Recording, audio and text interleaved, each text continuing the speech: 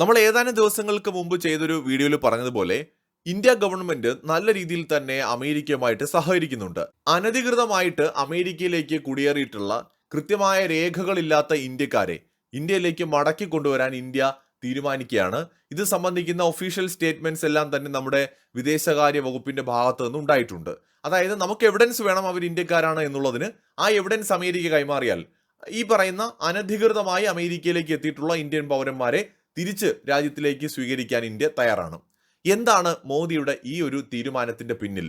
എന്താണ് ഈ ട്രംപും മോദിയും തമ്മിൽ ഇങ്ങനെ ഒരു അണ്ടർസ്റ്റാൻഡിങ് ഉണ്ടാവുന്നതിന്റെ കാരണം? നമ്മൾ ഓൾറെഡി പറഞ്ഞു കഴിഞ്ഞു, ഇന്ത്യയിൽ അനധികൃതരായിട്ടുള്ള കുടിയേറ്റക്കാർ ധാരാളമുണ്ട്. അത് ബംഗ്ലാദേശികളാണ്. ഇവരെ ഇന്ത്യയിൽ നിന്ന് പുറത്താക്കാൻ ഇന്ത്യ ആഗ്രഹിക്കുന്നുണ്ട്. അതിന് ഒരു ഗ്ലോബൽ സപ്പോർട്ട് നമുക്ക് ആവശ്യമാണ്. US ആവശ്യത്തിനൊപ്പം നമ്മൾ നിന്നാൽ US ഉൾപ്പെടെയുള്ള ഒരു കൂട്ടം രാജ്യങ്ങളുടെ ഒരു ആഗോള പിന്തുണ ഇന്ത്യക്ക് കിട്ടും. കാരണം ഇന്ത്യയിൽ നിന്ന് പോയിട്ടുള്ള അനധികൃത കുടിയേറ്റക്കാരെ നമ്മൾ കൊണ്ടുവന്നിട്ടുണ്ടെങ്കിൽ നമ്മുടെ രാജ്യത്തുള്ള അനധികൃത കുടിയേറ്റക്കാരെ മറ്റ് രാജ്യങ്ങൾ അവരെവിടെ നിന്ന് വന്നോ അവിടത്തേക്ക് തിരിച്ചയക്കാൻ ഇന്ത്യക്കും അർഹതയുണ്ട്, അതിനുള്ള അവകാശമുണ്ട്. അപ്പൊ ഈ ഒരു കാര്യത്തെ ആർക്കും നിഷേധിക്കാൻ പറ്റില്ല. ഇതിന്റെ പേരിൽ വിദേശ രാജ്യങ്ങളുമായിട്ടുള്ള ബന്ധത്തിൽ വിള്ളലുകളും ഉണ്ടാവില്ല. അപ്പൊ അത് പ്രധാനപ്പെട്ട ഒരു കൺസേൺ ആണ്. മറ്റൊരു രണ്ടാമത്തെ പ്രധാനപ്പെട്ട കാര്യം, ലോകത്ത് ഏറ്റവും കൂടുതൽ വിദേശ രാജ്യങ്ങളിൽ നിന്ന് പണം ഒഴുകുന്നത് ഇന്ത്യയിലേക്കാണ്. ലോകത്ത് പല രാജ്യങ്ങളിൽ നിന്ന് അവിടുത്തെ പൗരന്മാര് മറ്റു രാജ്യങ്ങളിൽ പോയി ജോലി ചെയ്യുന്നുണ്ട്. ഇന്ത്യക്കാർ മാത്രമൊന്നുമല്ല. ഇപ്പൊ ചൈനയിൽ നിന്ന് പോകുന്നുണ്ട്, ബംഗ്ലാദേശിൽ നിന്ന് പോകുന്നുണ്ട്, പാകിസ്ഥാനിൽ നിന്ന് പോകുന്നുണ്ട്. ഇങ്ങനെ ലോകത്തെ പല രാജ്യങ്ങളിൽ നിന്ന് മറ്റു രാജ്യങ്ങളിലേക്ക് ആളുകൾ പോവുകയും ജോലി ചെയ്യുകയും അവരുടെ നാട്ടിലേക്ക് പൈസ അയക്കുകയും ചെയ്യുന്നുണ്ട്. ഇത്തരത്തിൽ പ്രവാസികൾ വിദേശ രാജ്യങ്ങളിൽ നിന്ന് അവരുടെ സ്വന്തം രാജ്യത്തിലേക്ക് അയക്കുന്ന പണത്തിന്റെ കണക്ക് നോക്കിക്കഴിഞ്ഞാൽ ഏറ്റവും അധികം പണം അങ്ങനെ അയക്കപ്പെടുന്നത് ഇന്ത്യയിലേക്കാണ്. ഏറ്റവും കൂടുതൽ നമ്മുടെ ഇന്ത്യയിൽ നിന്ന് പോയിട്ടുള്ള പ്രവാസികളായിട്ടുള്ള ആൾക്കാരാണ് ഏറ്റവും അധികം പണം ഇന്ത്യയിലേക്ക് അയക്കുന്നത്. ഏതാണ്ട് $111 ബില്യൺ 2022 മാത്രം ഇത്തരത്തിൽ ഇന്ത്യക്ക് പുറത്തുള്ള ഇന്ത്യൻ വംശജര് ഇന്ത്യയിലേക്ക് അയച്ചിട്ടുള്ള പണം എന്ന് പറയുന്നത്. 2024 കണക്കെന്ന് പറയുന്നത് സർവ്വകാല റെക്കോർഡാണ്. അതായത് ഏറ്റവും കൂടുതൽ വിദേശ പണം 2024 ലഭിച്ചത് ഇന്ത്യക്കാണ്. $129.1 ബില്യൺ 2024 ഇന്ത്യയിലേക്ക് എത്തിയത്.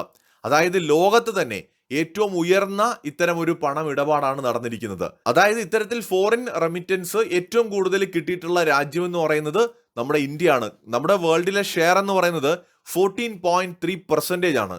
അപ്പോൾ നോക്കൂ എത്ര പ്രധാനമാണ്. ഇന്ത്യക്കാരായിട്ടുള്ള ആൾക്കാർ വിദേശ രാജ്യങ്ങളിൽ പോയി ജോലി ചെയ്യുന്നതും സമ്പാദിക്കുന്നതും ഇന്ത്യൻ എക്കണോമിക്ക് വളരെയധികം ഗുണം ചെയ്യുന്നുണ്ട്. അതായത് നമ്മൾ കേരളത്തിന്റെ കാര്യം പറയുന്നത് പോലെ കേരളത്തിലെ വിദേശ പണം ഒഴുകുന്നതാണ് നമ്മുടെ എക്കണോമിയിൽ ഒരു പ്രധാന മേഖല അല്ലെങ്കിൽ ഒരു കരുത്തെന്ന് പറയുന്നത് പോലെ തന്നെ അത്രയും നമ്മൾ ഇന്ത്യയുടെ ടോട്ടൽ GDP നോക്കുമ്പോൾ അല്ലെങ്കിൽ ഇന്ത്യയുടെ ടോട്ടലായിട്ടുള്ള ഒരു വരുമാനം നമ്മൾ നോക്കുമ്പോൾ അത്രത്തോളം കേരളത്തിന്റെ അത്രത്തോളം പ്രാധാന്യം ഇല്ലെങ്കിൽ പോലും $129.1 ബില്യൺ എന്ന് പറയുന്നത് ചെറിയ തുകയല്ല. അപ്പോൾ ഇന്ത്യക്കാരായിട്ടുള്ള മനുഷ്യന്മാർ ലോകത്തെ വിവിധ രാജ്യങ്ങളിൽ പോയി ജോലി ചെയ്യുന്നത് കൊണ്ട് രാജ്യത്തിന് കിട്ടുന്ന ഒരു നേട്ടമാണത്. ശരിയാണ്, നമ്മുടെ ടാലന്റഡ് ആയിട്ടുള്ള ഒരുപാട് പേരെ നമുക്ക് നഷ്ടപ്പെടുന്നുണ്ട്. അത് രാജ്യത്തിന് ഒരു വലിയ നഷ്ടം തന്നെയാണ്. ഈ 129 ബില്യനേക്കാൾ വലുതാണ് നമുക്ക് ഇങ്ങനെ ഉണ്ടാവുന്ന നഷ്ടം എന്ന് പറയുന്നത്. മറ്റൊന്ന്, ഇന്ത്യക്കാർ പലയിടങ്ങളിലും വിവേചനം നേരിടുന്നുണ്ട്. അപ്പൊ അതുകൊണ്ട് തന്നെ വിദേശ രാജ്യങ്ങൾ സുരക്ഷിതമാണോ എന്നൊരു ചോദ്യവും വളരെ പ്രസക്തമാണ്. ഈ വിവേചനം ഉണ്ടാവുന്നതിന്റെ കാരണം വലതുപക്ഷ പാർട്ടികൾ പല മേഖലകളിലും ശക്തി പ്രാപിക്കുന്നത് കൊണ്ടാണ്. പക്ഷേ ഇവിടെ ട്രംപ് അതുകൊണ്ട് തന്നെ അനധികൃത കുടിയേറ്റക്കാരെയാണ് ടാർഗറ്റ് ചെയ്തിരിക്കുന്നത്. അതുകൊണ്ട് തന്നെ ചിലപ്പോൾ ലീഗലായിട്ടുള്ള, അതായത് കൃത്യമായ ഡോക്യുമെന്റ്സോട് കൂടി വരുന്ന കുടിയേറ്റക്കാരെ ട്രംപ് ഉൾപ്പെടെയുള്ള നേതാക്കൾ സ്വീകരിക്കാൻ സാധ്യതയുണ്ട്. കാരണം ഇന്ത്യൻസിനെ ഒഴിവാക്കിക്കൊണ്ട് ലോകരാജ്യങ്ങൾക്ക് നിലനിൽക്കുക എന്ന് പറയുന്നത് വലിയ പ്രശ്നമാണ്. കാരണം ഇന്ത്യ ഏറ്റവും അധികം പോപ്പുലേഷനുള്ള ഒരു രാജ്യമാണ്. വർക്ക് ഫോഴ്സ് എന്ന് പറയുന്നത് ഏതൊരു വികസിത രാജ്യത്തിനും ഏറ്റവും ആവശ്യമുള്ള ഒന്നാണ്. ഇപ്പൊ അമേരിക്ക പറയാണ് അമേരിക്കയിൽ മാനുഫാക്ചറിങ് നടത്താം എന്ന് അമേരിക്ക പറയുമ്പോൾ അതിന് മാത്രം വർക്ക് ഫോഴ്സ് അവിടെ ഉണ്ടോ എന്നൊരു പ്രധാനപ്പെട്ട ചോദ്യം നമ്മുടെ എല്ലാവരുടെ മനസ്സിൽ വരും. അവിടെയാണ് ഇന്ത്യയെ പോലുള്ള രാജ്യങ്ങളുടെ ആവശ്യം.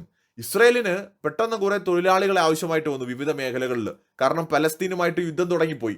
ഹമാസുമായിട്ട് യുദ്ധം നടക്കുമ്പോൾ ഒരുപാട് മേഖലകളിൽ തൊഴിലാളികളെ ആവശ്യമായിട്ട് വന്നു. അപ്പൊ ഇസ്രയേൽ ആരോടാണ് സഹായം ചോദിച്ചത്?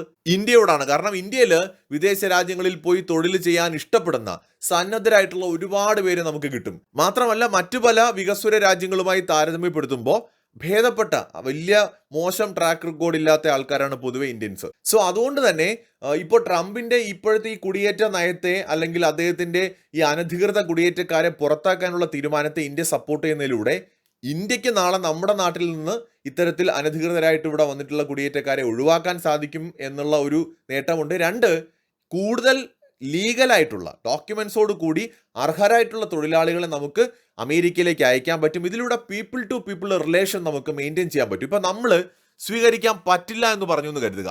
അങ്ങനെ പറഞ്ഞു കഴിഞ്ഞാൽ അമേരിക്കക്കാർക്ക് ഇന്ത്യയോട് ശത്രുതയാവും. അപ്പോൾ പിന്നെ ട്രംപിന് ഇന്ത്യയുമായി സഹകരിക്കാൻ കഴിയില്ല. ഇപ്പൊ ഇന്ത്യ പറയാണ് അതിനെന്ത്, ഇല്ലീഗലായിട്ട് അവിടെയുള്ള ആരൊക്കെ ഉണ്ടോ അവർ ഇന്ത്യക്കാരാണോ, നിങ്ങൾ ഡോക്യുമെന്റ്സ് താ, ഡീറ്റെയിൽസ് ഞങ്ങൾക്ക് താ, ഞങ്ങൾ സ്വീകരിച്ചോളാം എന്ന് ഇന്ത്യ പറയുമ്പോൾ അമേരിക്കൻസ് ഹാപ്പിയാണ്. കാരണം ഇല്ലീഗൽ ഇമിഗ്രൻസിനെയാണ് നമ്മൾ തിരിച്ചു കൊണ്ടുവരുന്നത്. അപ്പോൾ ഇന്ത്യയിൽ നിന്ന് ഇല്ലീഗലായിട്ട് ആരെങ്കിലും പോയിട്ടുണ്ടെങ്കിൽ അവരെ ഇന്ത്യ മടക്കി കൊണ്ടുപോകും എന്ന ഒരു കാര്യം വരുന്നതോടെ ഇന്ത്യയുടെ ആഗോള തലത്തിലുള്ള ഇമേജ് ഒന്ന് മെച്ചപ്പെടുകയും ചെയ്യും. നേരത്തെ തന്നെ ഈ കാനഡ ഉൾപ്പെടെയുള്ള രാജ്യങ്ങളിൽ കുറ്റവാളികളായിട്ടുള്ള ആൾക്കാർ, ഇന്ത്യയിൽ കുറ്റകൃത്യം ചെയ്തിട്ട് കാനഡയിൽ പോയിട്ട് PR എടുത്ത് സെറ്റിൽ ആയിട്ടുള്ള ആൾക്കാരുണ്ട് എന്ന് ഇന്ത്യ പറയുമ്പോൾ കാനഡ ഗവൺമെന്റ് അവരെ വിട്ടുതരാൻ തയ്യാറായിട്ടില്ല. ഈ വിവാദങ്ങളൊക്കെ ഉണ്ടായ സമയത്ത് കാനഡക്കാർക്ക് ഇന്ത്യൻ ഗവൺമെന്റിനോട് മതിപ്പ് തോന്നിയിട്ടുണ്ട്. കാരണം ജയശങ്കർ ഒക്കെ പലപ്പോഴും ഇന്റർവ്യൂകളിൽ പറഞ്ഞിട്ടുണ്ട്, ഞങ്ങൾ ആവശ്യപ്പെട്ടാലും ഞങ്ങൾക്ക് വിട്ടുതരുന്നില്ല. കുറ്റകൃത്യങ്ങളിൽ ഏർപ്പെട്ടതിന്റെ തെളിവ് കൊടുത്താലും കനേഡിയൻ പൗരനാണെന്ന് പറഞ്ഞ് അവരെ ഞങ്ങൾക്ക് വിട്ടുതരുന്നില്ല, ഞങ്ങൾ എന്ത് ചെയ്യും എന്നായിരുന്നു ജയശങ്കർ ചോദിച്ചത്. ഇതേ ചോദ്യം അവിടെ ജനങ്ങൾ അവിടുത്തെ ഗവൺമെന്റിനോട്, നമ്മുടെ ജസ്റ്റിൻ ട്രൂഡോ ഗവൺമെന്റിനോട് ചോദിക്കുകയുണ്ടായി. അപ്പോൾ ട്രൂഡോ സർക്കാർ പരിങ്ങലിലായ ഒരുപാട് കാര്യങ്ങൾ ഇതുമായിട്ട് ബന്ധപ്പെട്ടുണ്ടായിട്ടുണ്ട്.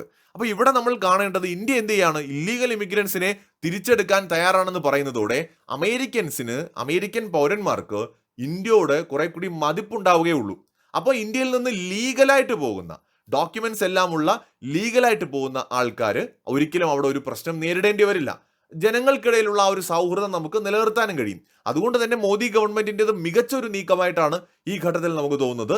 ട്രംപും നരേന്ദ്രമോദിയും തമ്മിൽ കൃത്യമായ ഒരു ആശയവിനിമയം ഈ വിഷയവുമായി ബന്ധപ്പെട്ട് നടന്നിട്ടുണ്ടാകാനും സാധ്യത കാണുന്നുണ്ട്.